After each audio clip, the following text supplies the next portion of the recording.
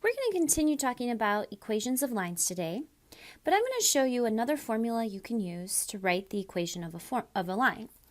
This formula is really useful when you don't know what that y-intercept, or b, is. I have the formula written down in your notes. It's y minus y1 equals m times x minus x1. In this formula, m is still the slope, and x1, y1 is now any point on the line.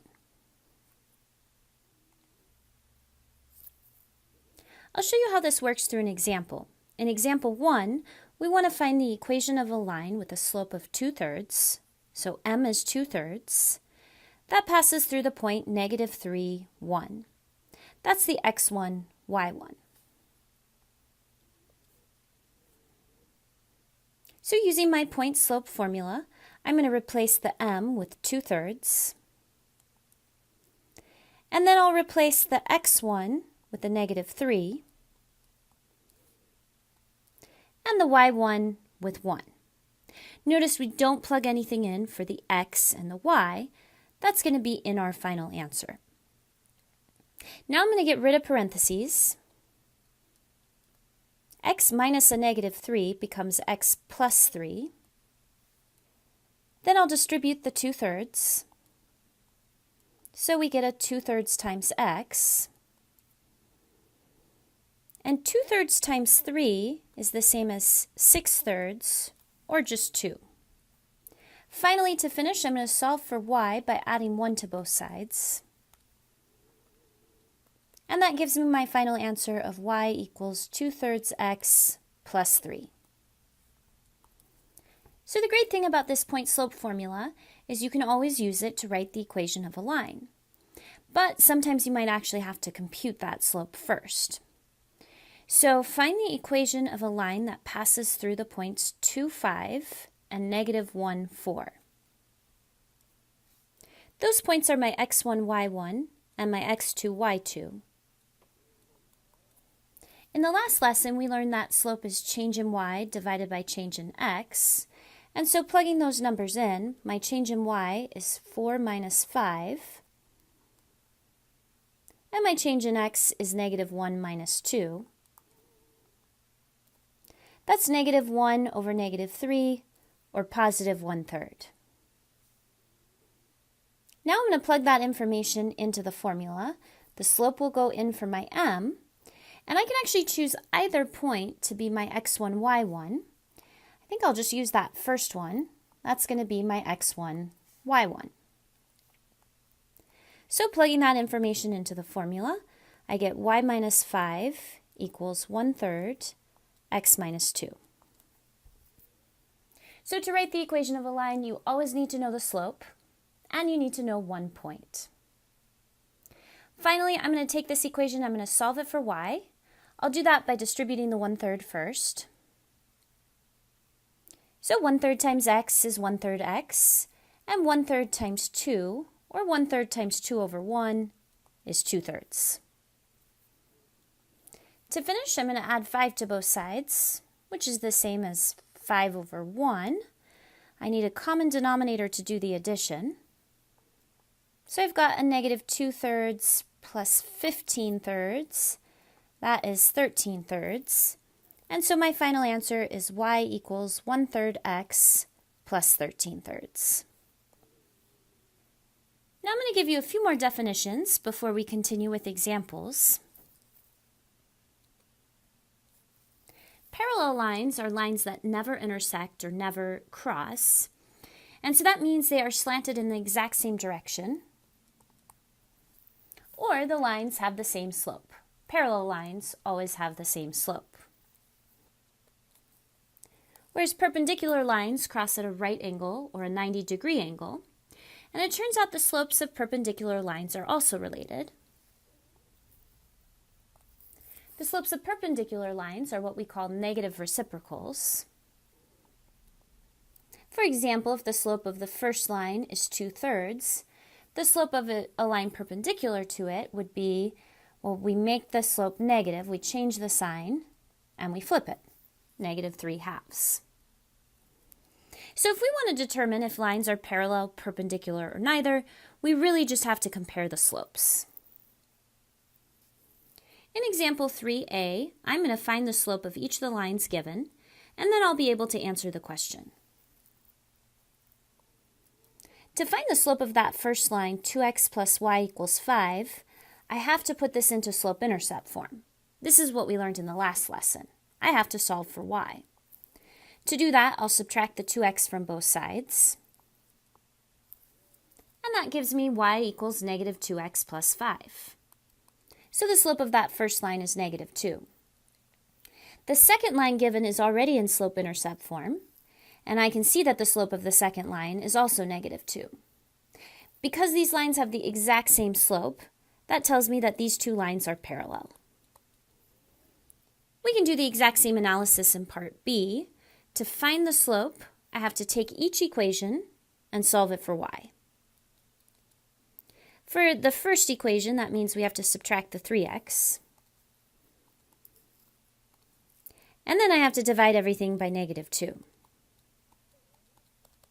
That gives me y equals positive 3 halves x minus 3. But the important piece of information is the slope of that first line is 3 halves. I'm going to do the exact same thing for the second line. I'll solve for y by subtracting the 2x. And then I'll divide everything by negative 3. And that gives me y equals positive 2/3 x minus 4. But once again, to answer this question, I only care about the slope. And the slope of this line is 2/3. These slopes are reciprocals. They're flipped, but they aren't opposite signs. And so in fact, in this case, these lines are neither perpendicular nor parallel. If one of these slopes was negative, the answer would be perpendicular. All right, let's see if we can use this information to solve another problem. Find the equation of a line parallel to the line given that passes through the point 2, negative 3. Anytime I'm asked to write the equation of a line, I immediately think about that point-slope formula. So that means I have to know the slope and I have to know a point.